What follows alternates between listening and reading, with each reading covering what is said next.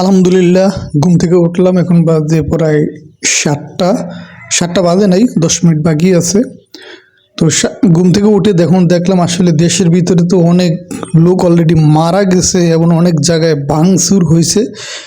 এটা এভাবে আরও কয়দিন হয় বলা যায় না। তো একটা নিউজ তার ভিতরে দেখলাম, আমাদের যে ছাত্র ভাইদের জন্য আজকে আমরা এই স্বাধীনভাবে হয়তো বা কথা বলতে পারবো এবং পারতে আছি ইনশাআল্লাহ, এবং সামনেও পারবো। আমাদের সেই ছাত্র ভাইদের রক্তের বিনিময়ে আমরা এই নতুন করে একটা দেশ আমরা পেলাম।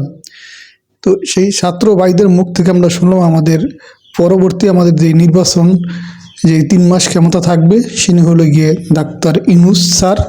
ওনাকেই তারা এবং চায়, এবং ডাক্তার ইউনূস স্যারও উনিও ছাত্রদের কথায় রাজি হয়েছে ক্ষমতা নেওয়ার জন্যে। আলহামদুলিল্লাহ।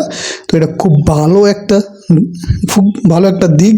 আরেকটা বিষয় হলো গিয়া যেই ছাত্র ভাইদের জন্য আজকে আমরা স্বাধীনভাবে কথা বলতে পারতেছি, এটা আপনাদের সবার কাছে আমার রিকোয়েস্ট।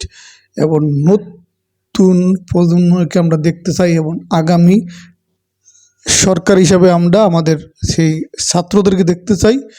এটা আপনারা সবাই এবং একসাথে সবাই আওয়াজ তুলবেন যে যাদের রক্তের বিনিময়ে আমরা এই দেশটা পাইছি, এবং তারাই এই দেশের হাল ধরুক, এবং নতুন নেতৃত্ব আমরা চাই। এবং আশা করি ছাত্ররাও এই ডিসিশন নিবে, এবং এই ছাত্ররাই এই দেশ চালাবে।